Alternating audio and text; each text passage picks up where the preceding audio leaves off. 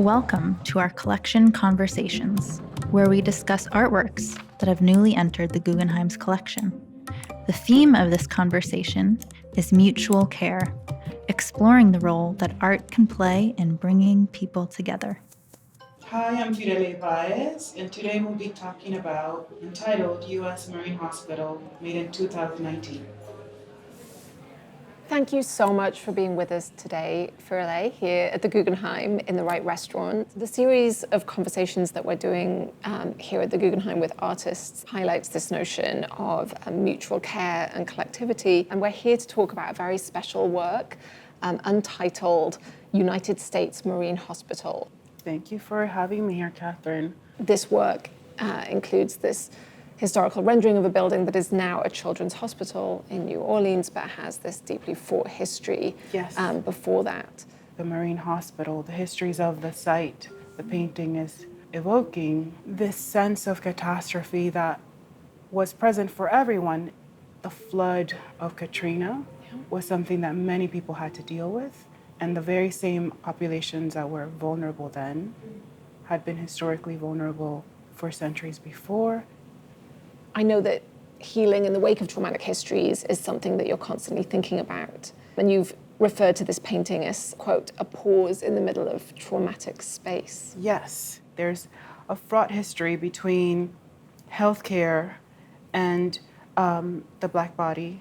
A lot of bountiful research and medicinal progress has come at that expense. In centering this marine hospital that started as a plantation space that went into being a marine merchant care space to then being one of the sole places of access for mental health care and physical care for these communities. How do you go ask for help within that space knowing that you might not be seen fully? What were the other healing practices within the diasporic communities that are in that space? For me, the painting of that wave that evoked Yemanja was meant to act as an ablution and to grapple with the full range of vulnerability or the power and the violence, the healing and the aggression that is embedded in that one gesture.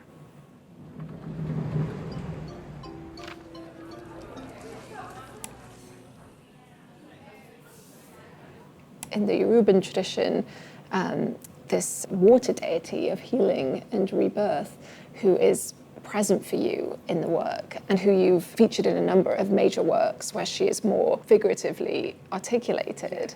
It's interesting that you mentioned figuratively. For me, the abstraction within the wave painting is more figurative in the sense that it contains my physical presence, the body, the gesture, the tilt of the floor. It's all embedded within how the painting crystallized. It's indexing your body and your presence. Your technique and your materials are really mirroring the subject matter. There is a special ingredient in this painting. I will embed different kinds of salts within them. One, to preserve the color, to create that luminosity, but also to react to the viewer and bring them in closer, first through the shimmer, but then also their act of leaving their breath behind will activate that salt within it and have the painting be alive, both preserving and transforming at once. This particular painting is drawn from your map painting series, which takes archival maps and blueprints and diagrammatic plans and so on, and uses these preserved documents as a kind of ground for your own painterly world building. Could you talk a little bit about why you made that decision? What I love about things like Persian miniatures or old manuscripts is the foxing and the coloring and all the things that are transforming the page that show evidence of presence, of a human interaction. And histories that might feel unwelcoming or unknown could be approached in a way that would allow the viewer to lower their guard enough to experience it physically.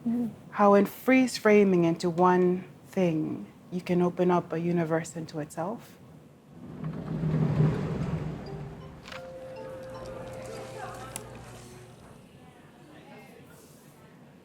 Your work is always a very broad exploration of the Afro-diasporic experience, of Caribbean folklore, of art historical lineages, of so many cultural traditions woven together. But there are a number of narratives around the Middle Passage that come into play again and again in your work. Could you expand on that? That horror is not something new. How have people, especially descendants of that Middle Passage, how are we then marking places of survival and healing? In working hyper-symbolically, I would like healing to center the whole. And what are the tools I can give the viewer to help you in this vastness anchor and find place? And the symbol is something that allows me to interact with that psychic space. One of the things that I'm most fascinated by is a recent myth made by two Detroit DJs, the Drexcia duo. It's a story that begins with the children of pregnant women who would have been thrown overboard.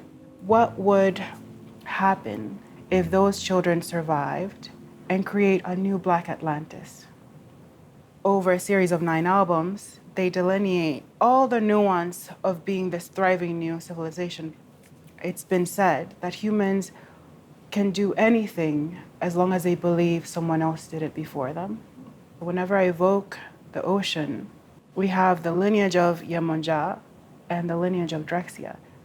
I love that idea of myth-making and world-building, giving latitude or permission for people's day-to-day experience, and I would argue that's exactly what you do in your own work. Thank you so much for being with us, Firelei. Thank you. Really glad to be here.